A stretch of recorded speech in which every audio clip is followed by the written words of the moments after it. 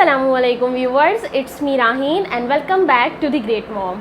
आज हमारी caesarean birth series का लास्ट टॉपिक है, यानी टॉपिक नंबर 12 है फ्यूचर डिलीवरीज VBAC, यानी वजाइनल बर्थ आफ्टर सिजेरियन। क्या ये पॉसिबल है?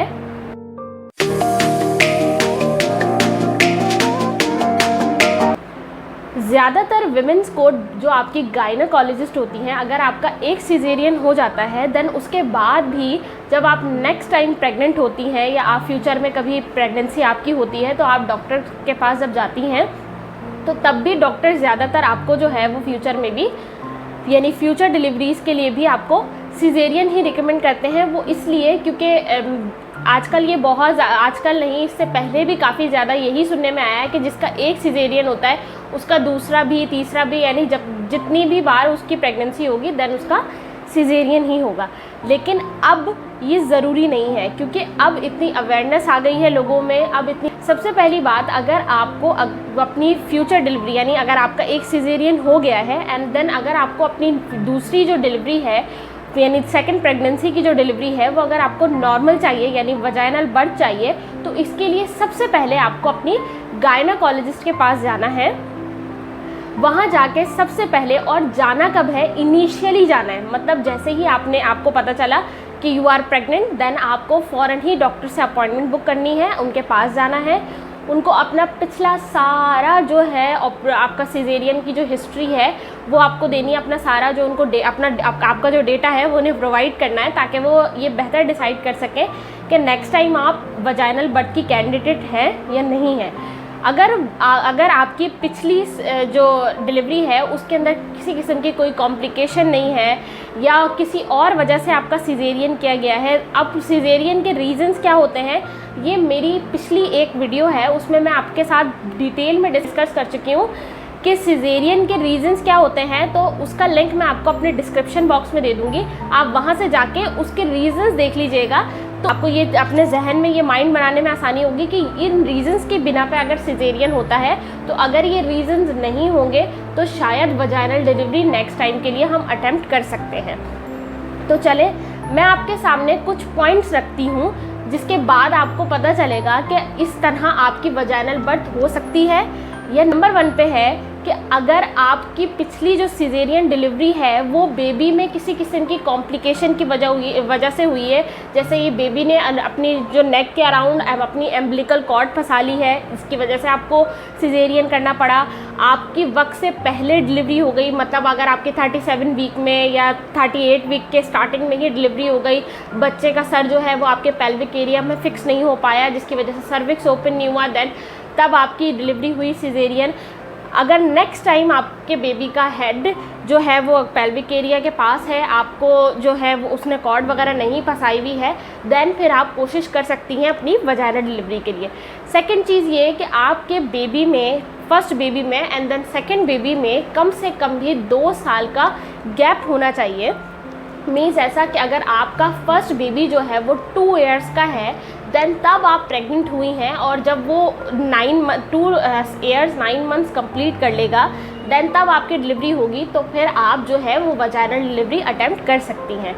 नंबर 3 पे जो चीज़ आती है वो हमारे पास ये है कि आपको पिछली प्रेगनेंसी में अगर हाई बीपी या हाई डायबिटीज़ रहा है जिसकी वजह से आपको जो है वो सिजेरियन करना पड़ा, तो क्या इस डिलीवरी में भी या इस प्रेगनेंसी में भी आपको हाई डायबिटीज़ या हाई बीपी की शिकायत तो नहीं है? अगर आपको इसमें भी हाई ब्लड प्रेशर या हाई डायबिटीज़ है तो देन तब भी आपका सिजेरियन ही करेंगे, उसमें वजाइनल डिलीवरी का रिस्क नहीं ले सकते। चौथी चीज़ जो हमारे पास ये है वो ये है कि अगर आपका पिछली सिजेरियन में जो है वो वर्टिकल जो है इंसिजन हुआ है, मीन्स आपका लंबाई में इंसिजन हुआ है, देन तब भी आप वजाइनल डिलीवरी अटेम्प्ट नहीं कर सकते। अब ये इंसिजन्स क्या होता है, ये मेरी पिछले से पिछली वीडियो में आप इंसिजन की एक वीडियो बनी हुई है प्रोसीजर की पार्ट 2 में, मैं उसका लिंक भी अपने डिस्क्रिप्शन में दे दूँगी, तो आप वहाँ से जाके भी देख सकती हैं। तो अगर उसमें से अगर आपका इंसिजन इस तरह से हुआ हुआ है, वर्टिकल हुआ हुआ है, हॉरिजॉन्टल का मसला नहीं है, अगर हॉरिजॉन्टल है और लोअर एब्डोमेन में है देन आप वजाइनल डिलीवरी अटेम्प्ट कर सकती हैं। अगर वो वर्टिकल में है और अपर लाइन पे है देन आप नहीं कर सकती हैं। फिफ्थ पॉइंट जो है हमारे पास वो ये है कि अगर आपका पेल्विक एरिया जो है वो बिल्कुल नॉर्मल है, उसमें किसी किस्म का फेब्रॉइड नहीं है, उसमें किसी किस्म का फ्रैक्चर नहीं हुआ, उसमें किसी किस्म की जो है वो इन्फेक्शन नहीं है, किसी किस्म का आपकी जो बोन का साइज़ है वो छोटा नहीं है, नैरो नहीं है, देन आपकी तब भी वजाइनल डिलीवरी हो सकती है। इसके अलावा अगर आपके बेबी का साइज़ बहुत ज़्यादा बड़ा नहीं है या वो बहुत ज़्यादा हेल्दी नहीं है, नॉर्मल साइज़ का बेबी है और नॉर्मल ही उसका वेट है, नॉर्मल ही उसकी हाइट है, देन तब भी आपकी वजाइनल डिलीवरी अटैम्प्ट हो सकती है।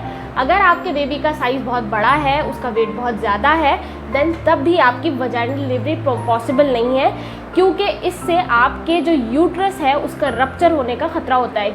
यूट्रस पे जब बहुत ज़्यादा ज़ोर पड़ता है तो वो फट सकता है। इसीलिए जो है वो डॉक्टर्स जो है वो, अगर आप नॉर्मल डिलीवरी करना चाहते हैं तो आपको सबसे पहले अपने डॉक्टर से इस बारे में पूरी तरह से डिस्कस करना है, क्योंकि इसके लिए डॉक्टर आपकी पूरी 9 मंथ्स की जर्नी को जहन में रखेंगी।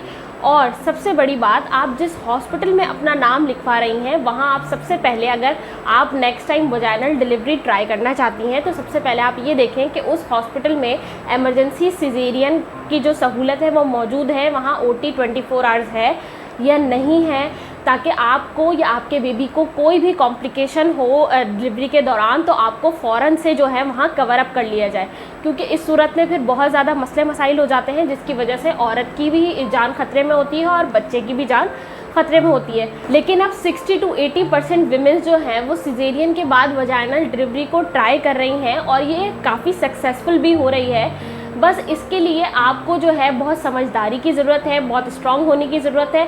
दूसरी चीज़ ये कि प्लीज़ घरों में डिलीवरी मत करें, ये बहुत ज़्यादा रिस्की है। आजकल जिस तरह की बीमारियां हैं, आजकल जिस तरह के मसले मसाइल हैं, कॉम्प्लिकेशंस हैं आजकल के दौर में, उस हिसाब से घरों में ये दाइयों को बुला के और ये मिडवाइफ्स को बुला के डिलीवरी करवाना ये बहुत ज़्यादा डेंजरस है।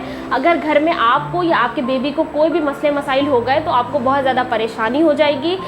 प्लीज़ किसी भी एक्सपीरियंस के बिना पे भी और उसके बगैर भी ये सब प्लीज़ मत करें। औरतें अपनी जानों से हाथ धो रही हैं इसी वजह से, क्योंकि वो लोग सही हॉस्पिटल, सही डॉक्टर्स का इंतखाब नहीं करते। बाकी आपको अपने ऊपर इतना कॉन्फिडेंस होना चाहिए, अपने आप को स्ट्रॉन्ग करना चाहिए, अपना माइंड सेट करना चाहिए इसके लिए। देन अगर आप इसके लिए बिल्कुल 101% परफेक्टली फ़ाइन है, ओके हैं, देन आपको ये डिलीवरी लाजमी अटैम्प्ट करनी चाहिए।